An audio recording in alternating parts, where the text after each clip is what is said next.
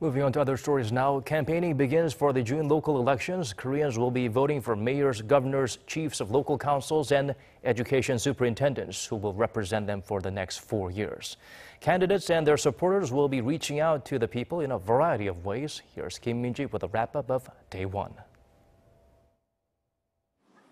Making a good impression and getting name recognition will be crucial for candidates running for the June 13th local elections. The official campaign period kicked off at midnight Thursday, and for the next 13 days they'll be out and about pitching their agendas. One must-do on almost all candidates' schedules is greeting voters during their morning commute. It's all hands to the pump as they seek to win over voters and shore up support with Election Day less than 2 weeks away. The first day is of particular interest as it gives voters a look at the candidates' priorities. Most candidates started campaigning even before the break of dawn, staking out locations with significance to their policies. Take a look at the race for Seoul mayor.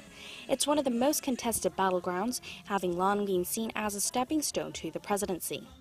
Frontrunner Park Won-soon of the ruling Democratic Party of Korea, who is seeking a third term as mayor of the capital, started his campaigning by meeting with manual laborers working in the wee hours, thanking them for their hard work and stressing the importance of improving people's livelihoods.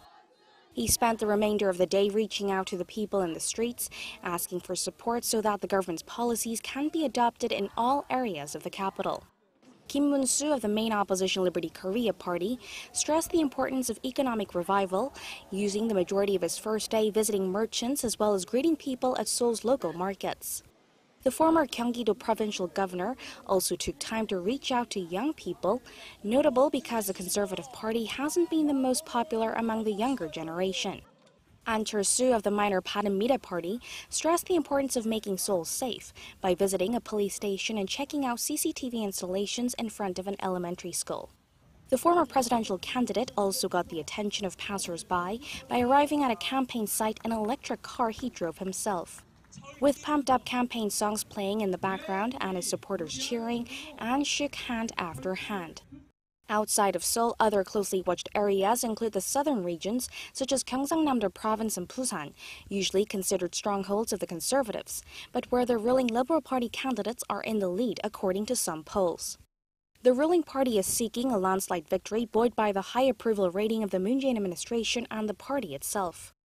Lawmakers from Parliament will also be out on the streets nationwide until Election Day in show of support for the candidates of their respective parties, making the case that they know best how to deal with the local affairs in the various regions.